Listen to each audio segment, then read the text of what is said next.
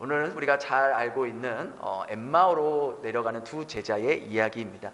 아마 신앙생활을 오래 하신 분들은 이 이야기에 대해서 또 성경으로도 많이 읽으시고 또 설교로도 많이 들었을 겁니다. 그런데 저는 이 본문을 읽고 또 말씀을 준비하면서 그동안 우리가 이 엠마오로 가는 두 제자의 이야기를 읽을 때 너무 많은 경우 이 엠마오 두 제자의 포커스를 맞추면서 읽었던 게 아닌가라는 생각이 불현듯 들더라고요.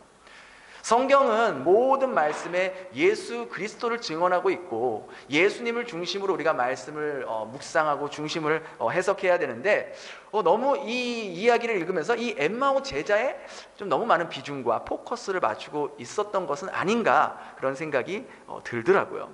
그래서 우리가 성경을 읽을 때 여러분들이 성경을 묵상하고 또 할 때에도 늘 항상 그 본문 가운데 예수님이 중심이 되셔야 되고 예수님의 말씀이 중심이 되셔야 되는 그런 훈련하는 묵상하는 훈련이 필요한 것이죠. 그렇지 않으면 이 본문에서 말하고 싶은 메시지를 정말 말하고 싶은 메시지를 우리가 놓칠 수 있게 되고 정말 예수님께서 하셨던 일들을 발견하지 못할 수도 있는 거예요. 우리가 그런 관점에서 오늘 좀 본문을 살펴보려고 합니다.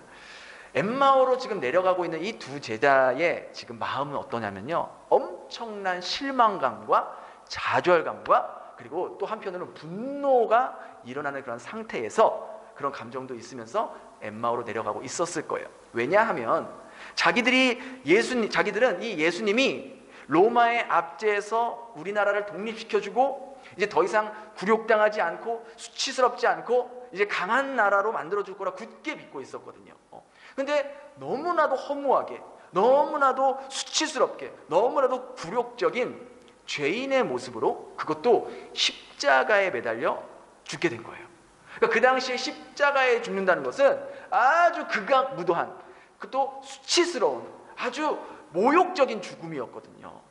그러니까 자기들이 생각했던, 기대했던 예수의 모습이 아니라 그 기대에 완전히 벗어난 모습이 지금 시츄에이션이 일어난 거예요. 아니 어쩌면 그들이 전혀 예상치 못한 결과로 인해서 지금 이들의 마음은 낙심과 좌절을 뛰어넘어 화가 나기까지, 분노까지 뒤섞여 있을지도 모른다는 것이죠. 여러분, 그런데 우리가 이럴 때가 있지 않습니까? 내가 기대했던 예수님, 내가 생각했던 예수님, 내가 바래왔던 예수님의 모습이 무너지고 사라져서 전혀 예상치 못한 결과를 받게 될 때 우리는 예수님에 대한 이 좌절과 낙심과 더 나아가서는 예수님에 대한 분노까지 일어날 때가 있다는 거예요.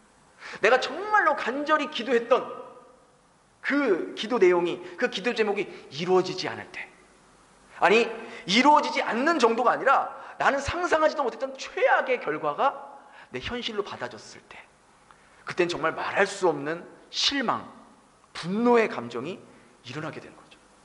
내가 이렇게까지 기도했는데, 내가 이렇게까지 노력했는데, 내가 이렇게 주님 앞에 이렇게까지 헌신했는데 돌아오는 게 이 결과야? 그럴 땐 더 이상 기도도 하고 싶지 않고 예배의 자리도 오고 싶지 않고 아무것도 하고 싶지 않는 마음이 들 때가 있다는 거예요. 있어요, 없어요? 있죠. 많이 있죠. 많이 있어요. 즉 우리의 믿음이 땅바닥까지 떨어지고 우리의 마음이 막 소용돌이치고 흔들릴 때가 있다는 거예요. 지금 이 두 제자가 그런 마음으로 엠마오로 내려가는 거예요. 우리 15절 16절 다시 한번 읽겠습니다. 시작. 그들이 서로 이야기하며 문의할 때 예수께서 가까이 이르러 그들과 동행하시고 그들의 눈이 가리어져 그인 줄 알아보지 못하거늘. 그들은 그렇게 예수님이 십자가에서 죽으신 사건, 그리고 또 그 다음 날 여제자들이 막 천사들이 예수님께서 부활하셨다 그래요, 그런 이야기를 들은 것, 막 이런 것들이 막 뒤죽박죽 지금 섞여 있어서 뭐지? 지금 이 짧은 시간에 무슨 일들이 일어난 거지 하면서 그 이야기들에 대해서, 그 사건들에서 서로 이야기하면서 의아해하면서 내려가고 있었던 거예요. 예수님의 부활의 소식을 분명히 들었어요. 그런데 들었어도 납득도 안 되고 믿어지지도 않는 거예요. 바로 그때 그들에게 의도적으로 예수님께서 뭐라 그래요? 가까이 가시고 그들과 동행하셨다 그래요. 이것을 통해서 우리가 알 수 있는 것은요, 비록 우리의 눈이 가려져 있다 하더라도요, 예수님은 우리와 함께 동행하신다는 거예요. 단지 내가 무지해서 깨닫지 못할 뿐이지 예수님은 언제나 내 곁에서, 내 인생길에서 나와 함께 동행하시는 분이라는 거죠. 근데 지금 이 두 제자의 상태가 어땠다 그래요? 그들의 눈이 어땠다 그래요? 가리어졌다 그래요. 눈이 가리어져서 지금 예수님이 앞에 있고 예수님을 보고 있는데도 부활하신 예수님인지 알아봤다 못 알아봤다? 못 알아봤다. 여러분, 그들의 눈이 가려져 있다는 것이 어떤 상태를 말하는 걸까요?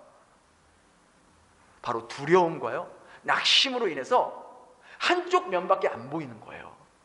그 두려움의 대상, 낙심의 원인, 그 문제에 매몰되어 다른 게 보이지 않는 거예요. 이들에게 말하면은 지금 예수님이 십자가에서 죽었으니까 나도 그렇게 예수님처럼 똑같이 죽을 것 같은 두려움, 내 인생에 예수님께 내가 올인했는데 이 예수님 정말 내가 상상하지도 못한 방법으로 죽어버리니까 그 모든 기대와 그런 소망이 사라져버리는 그런 낙심, 그 문제에 매몰되어서 다른 게 안 보이는 거예요. 아무리 이야기해도 안 들리고 마음의 변화를 가지지 못하는 것이죠. 이 두 제자가 그랬어요. 자기들의 기대대로 움직여줄 거라 철석같이 믿고 있었던 예수님이 너무나 어처구니 없이 저항 한번 하지 않고 십자가에서 그렇게 힘없이 죽는 모습을 보면서 내가 그동안 뭘 믿었지? 내가 저렇게 십자가에서 이렇게 힘없이 그냥 죽어버리는 예수를 믿고 있었던 거야? 나 이제부터 어떻게 살아야 돼? 하면서 큰 시리와 지금 쇼크를 받은 거예요. 충격을 받은 거예요. 그렇게 자기가 보고 싶은 것만 보려고 하니까 부활하신 예수님을 앞에 두고도 그게 예수님이라는 것을 전혀 알아차리지 못한다는 거죠. 네, 여러분, 이 모습이 우리 모습이라니까요. 우리가 이럴 때가 얼마나 많은지 아세요? 사람이 마음이 극심하게 무너지면요, 인지력도 떨어지고 정말 현실 감각이 둔해집니다. 그래서 팩트에 기반해서 생각하고 말하는 것이 아니라 자기 감정에 휘둘려서 내가 보고 싶은 것만, 내가 믿고 싶은 것만 보게 되어 있는 거예요. 다른 쪽을 아예 보지를 못하고 생각하지 못하는 거예요. 그것만 보이는 것이죠. 예수님이 부활하셨다는 거 들었는데 내가 그걸 아예 믿지를 않으니 부활했다는 것을 아예 믿으려고 생각조차도 안 하는 거죠. 근데 우리가 똑같은 거예요. 여러분, 경제적인 어려움으로 인해서 압박감을 받고 있는 분들, 그것 때문에 힘들어하는 분들에게 아무리 우리가 주님 믿고 견디자, 주님이 분명히 좋은 길로 인도하실 거야, 조금만 버티자, 인내하자, 아무리 이야기해도 그분에게 당장 내 눈앞에 만난 이 문제를 해결할 돈이 떨어지지 않는 이상 그 어떤 이야기도 들리지 않는다는 거죠. 건강 때문에 근심하고 낙심하고 좌절하고 있는 분에게 아무리 이야기하고 기도해도 지금 당장 내 눈앞에 내가 느낄 수 있는 건강이 회복되지 않는 이상 그 어떤 이야기도 그분에게는 안 들어오는 거예요. 자녀의 문제도, 남편의 문제도, 사랑과의 관계의 문제도 마찬가지라는 거예요. 그런데 아이러니한 것은 그렇게 다른 사람이 건강 문제로, 뭐 경제적인 문제로, 자녀 문제로, 남편 문제로, 여러 가지 문제로 힘들어할 때 내가 위로해주고 격려해주고 더 좋은 길로 인도해 주실 거야, 분명 하나님의 섭리가 있을 거라고 다독여준다 하더라도 정작 내가 자기가 그런 일을 당하면 어떻게 하요? 똑같이 안 들어와요. 참 아이러니하죠. 목회자라고 다를까요? 목회자도 똑같아요. 목회자가 하는 역할이 뭡니까? 주님의 말씀을 전하고 성도들이 어려움이 있을 때 함께 위로하고 격려하고 힘내자고, 주님이 분명 더 선한 길로 인도하실 거라고 그렇게 격려하면서 정작 나에게 그런 일이 일어나면 언제 그랬냐는 듯이, 언제 그런 말을 했냐는 듯이 믿음 없는 말과 행동을 할 때가 얼마나 많은지 몰라요. 제가 그래요. 그래서 인간은 다 똑같아요. 다 똑같아요. 그런데 예수님은 그런 연약한 우리의 인생길에 어떻게 해주신다고요? 동행해 주신다는 거예요. 동행해 주신다는 거예요. 이게 얼마나 우리 인생에 위로가 되는지 몰라요. 우리의 눈이 가리워지고 어두워져서 주님을 보지도 못하고 깨닫지도 못하고 느끼지도 못했을 뿐이지 주님은 언제나 우리 곁에서 함께 걸어가고 계신다는 거예요. 아까 우리가 찬양했잖아요. 주님은 언제나 우리를 사랑하신다. 주님은 언제나 우리와 함께하고 계신다.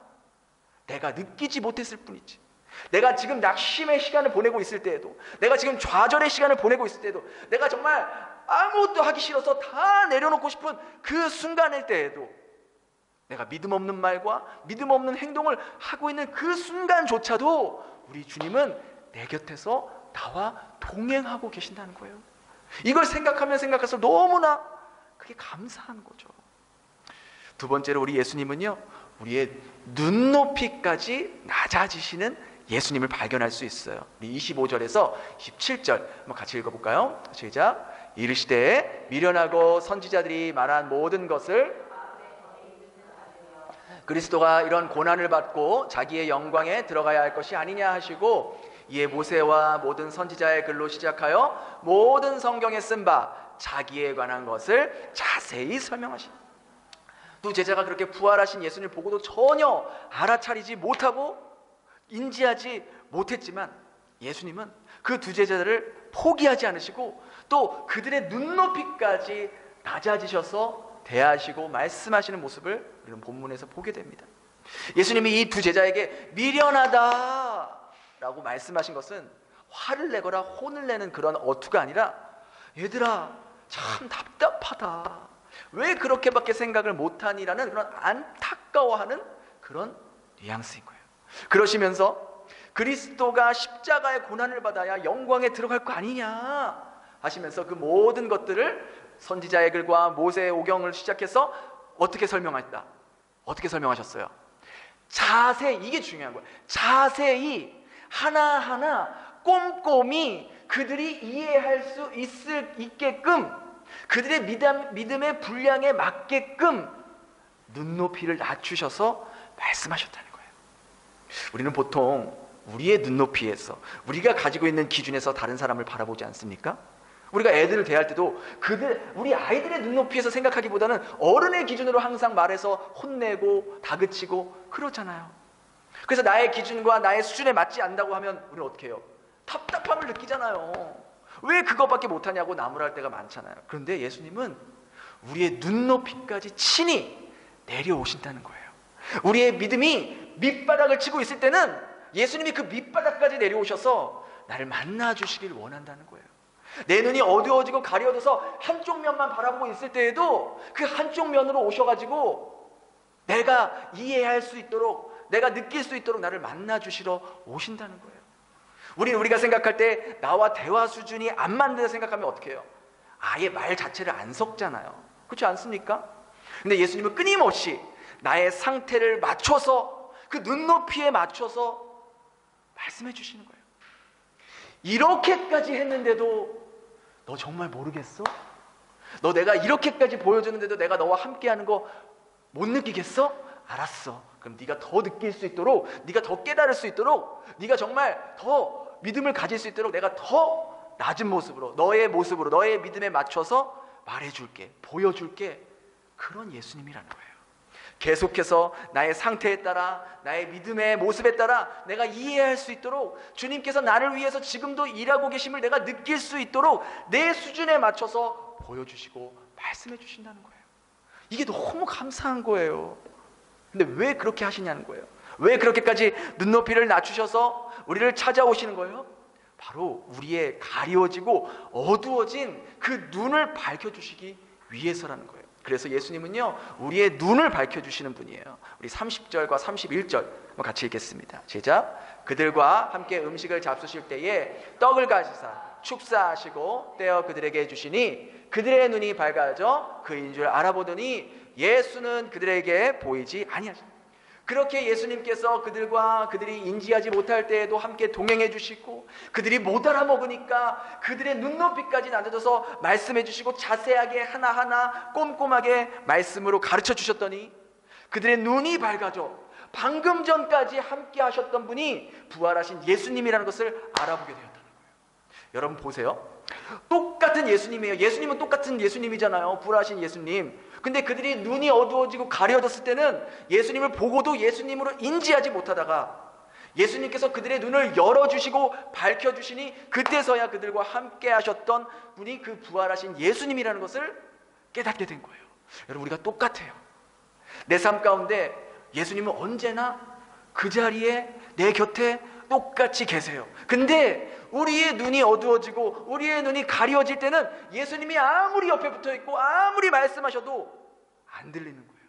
안 보여지는 거예요. 못 보는 거예요. 그러다가 예수님께서 우리의 영혼의 눈, 영적인 눈을 열어주시고 밝혀주시면, 처음부터 예수님이 나와 함께 하셨던 거구나, 이미 예수님이 나와 함께 계셨던 거구나, 그걸 깨닫게 되는 거예요. 우리도 인생을 살면서요, 오늘 본문의 두 제자들처럼 실망스러운 일, 낙심되는 일, 마음이 무너지는 일, 시험에 드는 일, 때로는 아무것도 하지 않고 정말 다 내려놓고 싶은 그런 무기력한 상태, 그로 인해서 성경도 읽기 싫고 기도도 하기 싫고 예배도 나오고 싶지 않고 신앙생활도 못고 심지어 사람도 만나기 그냥 다 귀찮은 그런 상태가 될 때가 있어요. 왜 없어요? 사람이 다 그렇다고요. 근데 괜찮아요. 괜찮다고. 그럴 수 있어요. 그리고 누구나 그런 일을 다 겪는 거예요. 저는 그런 일을 겪지 않아요. 아무리 그래도 저는 예배의 자리는, 제가 맡고 있는 거는 제가 놓지 않습니다. 다른 사람은 그렇게 할지라도 저는 그렇게 하지 않을 거예요. 그렇게 호언장담했던 베드로도 언제 그런 말을 했냐는 시 넘어지는 거예요. 아예 믿음 자체를 내팽개쳤잖아요, 저주하면서. 근데 그게 우리의 모습이라는 거예요. 그런데 그럴 때에도 그러니까 우리가 정말 참 예수님 옆에 할 말이 없는 거예요. 그럴 때에도 예수님은 우리 곁에 계신다는 거예요. 그럼 그게 너무 감사한 거예요. 우리 곁에 오셔서 그때에도 떠나지 않으시고 예수님이 우리와 함께 계시고 우리를 위해 그렇게 지금도 일하고 계심을 내가 이해할 수 있도록, 내가 느낄 수 있도록, 주님 저와 함께 하지 않는 것 같아요, 주님이 나를 도와주시지 않는 것 같다라고 느끼는 그런 마음 상태일 때에도 주님은 어떻게 해서든지 내가 너를 위해서 지금 신실하게 일하고 있다는 걸 보여주시기 위해서, 느끼게 해주시기 위해서 나의 수준에 맞춰주시고 낮아져 주시고 말씀해 주시고 역사해 주신다. 여러분, 이 두 제자 보세요. 그렇게 예수님께서 그들의 눈을 밝혀주시고 부활하신 예수님을 만나자마자 그들이 한 행동이 뭔지 아세요? 33절 34절 같이 읽겠습니다. 시작. 곧 그때로 일어나 11제자 및 그들과 함께한 자들이 모여 있어 말하기를 주께서 과연 살아나시고 시몬에게 보이셨다. 자, 부활하신 예수님을 만났다는 것을 깨달은 즉시 33절에 뭐라고 나와요? 곧 그때로 뭐 했다 그래요? 일어났다 그래요. 일어나서 뭐 했어요? 예루살렘으로 돌아갔어요. 여러분 성경 있거나 매일 성경 있으면 곧 그때로 일어나에 아주 그냥 빡빡 줄을 긋고 동그라미를 팍팍 하고 여러분들이 할 수 있는 모든 것을 다 하십시오. 종이가 찢어져도 되니까. 여러분 보세요. 방금 전까지만 해도 이들은 낙심과 실망과 분노에 주저앉아 있었어요. 그런데 그들이 다시 일어났대요. 그죠? 일어났대요. 이것은 단순히 앉아있는 자리에서 일어난 모습을 표현한 것이 아니라 완전히 좌절됐고 낙심하고 무너져 있는 그들의 마음이 부활하신 예수님으로 인해서 다시 회복되고 다시 살아나고 다시 살아나서 결국은 예수님의 증인의 삶으로, 사명자의 삶으로 변화됐다는 것을 말해주는 거예요. 그리고 그들은 그 자리를 박차고 일어나 다시 엠마오에서 예루살렘으로 올라가서 예루살렘에 있는 그 제자들에게 자기들이 본 경험한 부활하신 예수님을 증거한 거예요. 여러분 여기서요, 예루살렘으로 다시 돌아갔다, 예루살렘으로 다시 올라간 것은요 단순히 지형적인 이동이 아니에요. 예루살렘이 어떤 곳이에요? 지금 며칠 전에 무슨 일이 있었던 곳이에요? 예수님이 십자가에서 죽었잖아요. 그 예루살렘은 고난과 핍박과 지금 어려움이 있는 자리란 말이에요. 지금 당장이라도 종교인들이 예수의 제자들을 다 아주 그냥 일망타진해서 이제 예수의 옛자도 어디에서 꺼내지도 못하게 하려고 지금 혈안이 나 있는 곳이 예루살렘이라고요. 근데 그곳을 자발적으로, 그것도 기쁜 마음으로 막 흥분해서 가는 거예요. 여러분 이게 상식적으로 말이 돼요? 뭐 돈 많이 벌려고 뭐 좋은 자리가 기다리고 있어서 예루살렘에 올라간 거예요? 아니에요. 고난이 기다리고 있고요, 핍박이 기다리고 있고요, 죽음이 기다릴 수도 있는 그 자리예요. 그 자리를 자발적으로 자원해서 지금 가는 거예요. 어떻게? 성령께서 그들 마음 가운데 역사하셨기 때문에요. 어제도 우리가 성경 큐티 강의 시간에 정말 어떤 분께서 정말 나는 이번 누가복음을 묵상하면서 너무 많이 마음이 힘들었다. 왜 힘들었냐? 그러니까 말씀이 너무 어렵고 내 마음을 힘들게 하고 내 가치관과 부딪히고 또 고난주간 예수님 묵상하면서 너무나 마음이 힘들고 아프고 그랬다. 근데 부활의 예수님을 읽으니 다시 내 마음이 부활했다. 여러분, 이렇게 우리가 말씀을 통해 우리의 영혼이 근심하는 건요, 우리에게 유익이 되는 근심이라고 성경은 말하고 있습니다. 우리의 영혼의 눈이 열리고 여러분 마음이 뜨거워질 때가 언제냐? 바로 주님의 말씀을 깊이 묵상할 때, 그때 우리의 가려졌던, 우리의 어두워졌던 영적인 눈이 열리고 우리의 마음이 뜨거워지게 된다는 거예요. 여러분, 사실 내가 말씀을 묵상하는 것 같지만, 여러분 매일매일 말씀 묵상하시죠? 내가 매일 말씀을 묵상하는 것 같지만 실상은, 사실은 그 말씀을 묵상할 때 예수님께서 나에게 가르쳐 주시고, 예수님께서 설명해 주시고, 예수님께서 성령님을 통해 그 말씀이 깨달아지는, 자세히 풀어주시는 역사가 있는 거예요. 그러니 우리의 영적인 눈이 밝아져서 우리의 마음이 성령으로 충만하게 되는 거예요. 여러분, 우리가요 지금 신앙생활을 하면서 언제부턴가 편안함을 추구하고 있다면 내 안에 영적인 눈이 이미 어두워지고 가려지고, 그래서 영혼에 대한 열정과 사명의식이 사라지고 있다는 증거예요. 여러분, 여러분의 영혼을 한번 점검해 보세요. 나는 그냥 편하게만 그냥 신앙생활 하고 싶다, 편하게만 그냥 살고 싶다면 이미 어찌 보면 그분의 영혼의 눈이 가리워지고 있는 증거일 수 있다라는 겁니다.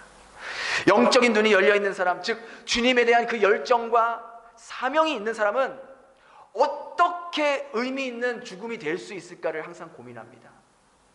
어떻게 죽을까? 어떻게 죽는 것이 정말 의미 있는 죽음일까? 그러나 열정과 사명이 없는 사람은 어떻게 살아남을 수 있을까? 그것만 고민하다 죽게 됩니다. 여러분의 믿음이 흔들리고 시험에 들어도 괜찮습니다. 누구나 다 그럴 수 있어요. 그런데 그럴 때에 잊지 마세요. 그때에도 오늘 말씀과 같이 두 제자와 함께 하셨던 것 같이 예수님은, 여러분이 인지하지 못하지만 예수님은 지금도 여러분과 함께 동행하고 계시고, 여러분이 이해하고 여러분이 발견하고 여러분이 인지할 수 있을 만큼 여러분이 믿음이 밑바닥에 있으면 그 밑바닥까지 쫓아가셔서 여러분에게 말씀하시고 깨닫게 해주시고 또 보여주신다는 거예요.